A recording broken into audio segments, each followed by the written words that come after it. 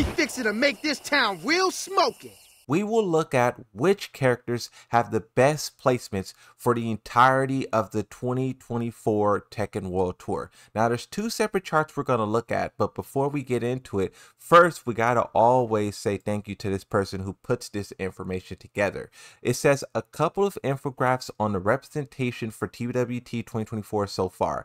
The second image only counts players a single time, so it still includes all characters they have used in a top 8 scenario. Since this is focusing on the top 8 placements, I think it's only right that we look at the players who are impacting the top 8s the best or the most. What I also want to note is that, as you can see here, it says as of September the 5th, Bandai Namco has not given us a updated version yet, so it's a little bit outdated. There's like 1 or 2 tournaments that isn't being taken into consideration here, but these names are still very prominent throughout the whole year. Now, when you look at the global leaderboards, this is, once again, this is still kind of outdated. Tiger Uppercut isn't impacting this chart, but this chart is pretty solid. These are the names here that are impacting the TWT 2024 the hardest. Now, which characters are being used to do so? I mean, number one, needs no introduction, is no surprise, Dragonov, 38 placements. As you can see at the top, it says TWT 2024 events top 8 representation all. No matter how many times a person came in top 8 or how many characters they played, it all adds up. And as you can see, Dragonov has 38 times where he was represented in the top 8. That is outstanding. Half of 38 is like 19, right? 18, right? So this guy's like double of everyone else. And I think this really speaks to how not only good as this guy is, but also simple. Simplicity is something that really drives the conversation, right? And Dragonov is a big example. And this is why I think Dragonov is the best in the game. Now, also while we talk about this, you do got to keep in mind that developers, they do have him in their sights. In the most recent patch that we got, this is when Heihachi dropped, right? The developers said, in the upcoming version 1.09 update, we're considering adjustments that will affect the behavior of certain characters, such as Dragonov and Alyssa, including changes to tracking performance and their attacks and the reaction of opponents when hit. Now, the last update that they did targeted damage, and that really was like a slap on the wrist for many characters, right? But this one attacking move properties and how the opponent reacts on hit, like that can do some serious damage to Dragonov. And if I had to just throw out an idea of where this update can happen, probably November. Now, when we move on from that and we talk about the other characters, you then have Feng Wei, but this guy is really a monster as well. But what I really want to focus on is the characters next to him.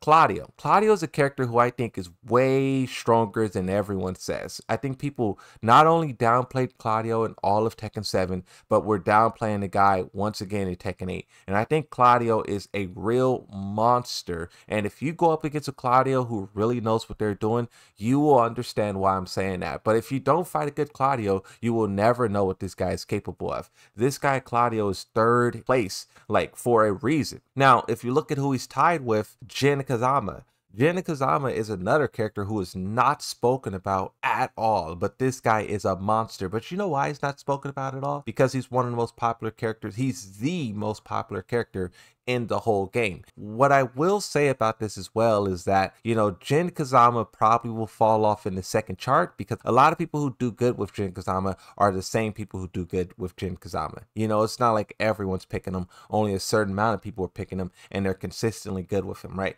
Now, if we move on a little bit, right, you have Shahed, you have Anna. A lot of that could be contributed to Arsenal and Ash. For Shahed, a lot of that could be contributed to, let's say, an AK. Alyssa, I don't know who's doing damage with Alyssa. Maybe Cuddlecore, maybe Chanel. But then you have Eddie. That's, of course, John Ding. You have Law. That's double. It's interesting how we can look at these characters and we know which players is, you know, putting these performances out there, right?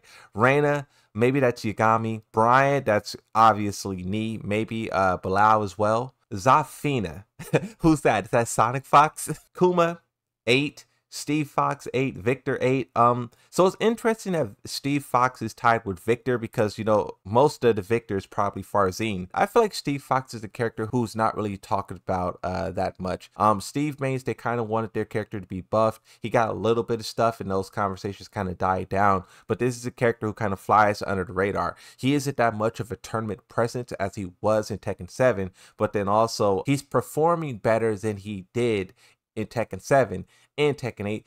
But what's interesting about Steve Fox is that players dislike Tekken 8 Steve Fox more than they did Tekken 7 Steve Fox. It's weird. The guy's performing better, but people dislike him more. Weird conundrum. Next, you have Asuka, then you have Harang, then you have King and Yoshimitsu. So King and Yoshimitsu are also pretty strong characters as well, but Yoshimitsu only has 6. The people who place high with Yoshimitsu are the Yoshi mains, and that's what I think is so interesting, right? Everyone loves to say, Yoshi, Yoshi, Yoshi, but the only one who's doing good is the Yoshi mains. I just think that's so interesting, where when another character becomes powerful, like a Claudio, like a Fang Wet, when those characters become powerful, everyone gravitates towards them and play them. Yoshimitsu becomes powerful, no one gravitates towards him, but everyone still identifies that he's power. Then you have Kazuya Xiaoyu tied at 5th. You could probably say a lot of that Kazuya is Kaisuke. Lydia, for Lydia being so new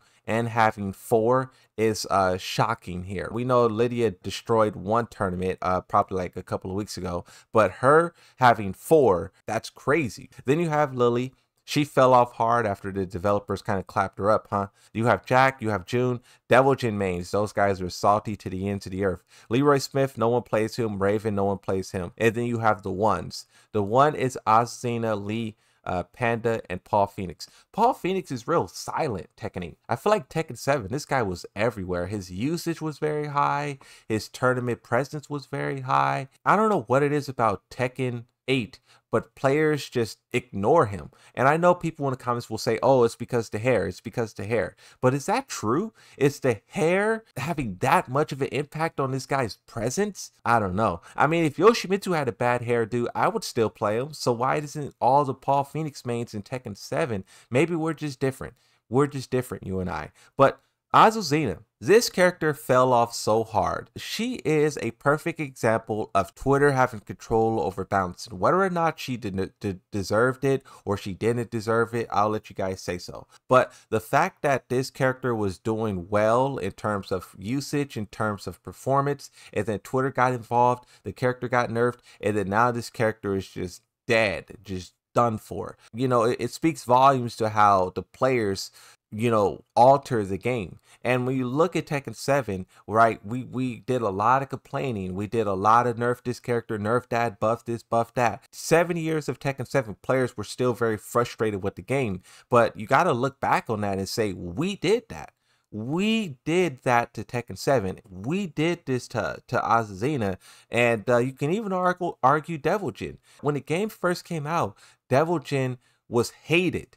And the developers quickly responded to that hate and clapped the character. And then ever since then, players were like, buff Devil Jin. And I think it's so weird how players can say nerf this guy, he gets nerfed, and then they say buff him immediately after. It's like players want the developers to jump back and forth. And in my opinion, I would have did the same thing as the developers. I would be like, no, we're not going to buff Devil Jin. Wait until season 2. You guys said nerf him, we nerfed him. We're moving on. Like that back and forth that the players play with these characters, in my opinion, I don't like it, right? There's a second part to this list as well here, and you have, so this is the top 8 placements but with no repeats. So Arsenal Ash winning a bunch of times will not be counted. It will only be counted once, and you can see that the numbers is a lot less for you know, pretty much every character.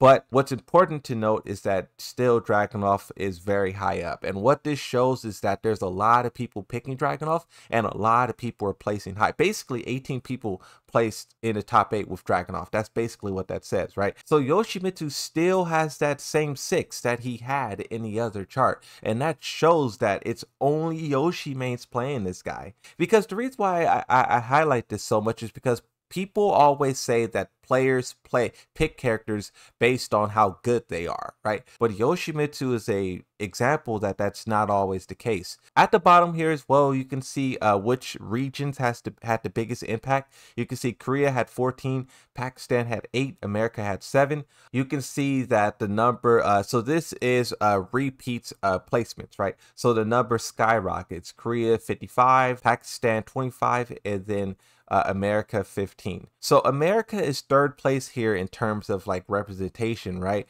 But they don't win anything. So this shows that they are the ones who are free to move around, but they still can't win. Pakistan has a lot of restrictions against them, and you only have a couple of players who can move around.